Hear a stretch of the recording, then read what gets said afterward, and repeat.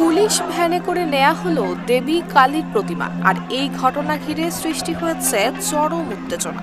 22 October ভারতের পশ্চিমবঙ্গের কাকদ্বীপে ঘটেছে এই ঘটনা। এতে পশ্চিমবঙ্গের ক্ষমতাসীন তৃণমূল কংগ্রেস এবং মুখ্যমন্ত্রী মমতা বন্দ্যোপাধ্যায়কে তুলোধুনো করেছে বিজেপি।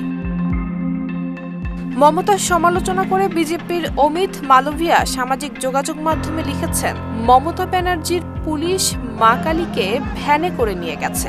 লজ্জা লজ্জা, এই লজ্জা লুকানোর কোনো জায়গা নেই। বিতর্কিত বিজেপি নেতা শুভেন্দু অধিকারী সামাজিক মাধ্যম এক্সে লিখেছেন, পুলিশ প্রথমে গ্রামবাসীকে উস্কানি দেয় এবং মন্দিরের দরজায় তালা লাগায়, কিন্তু স্থানীয়দের প্রতিবাদের মুখে দরজা খুলতে বাধ্য হয় তারা। RICL TMX, যুগের পর যুগ স্থাপনা থাকে মজবুত। অপরাধীদের গ্রেফতার না করে তারা কালীর প্রতিমা ভ্যানে করে নিয়ে গেছে এবং 7 হিন্দু প্রতিবাদকারীকে আটকও করেছে।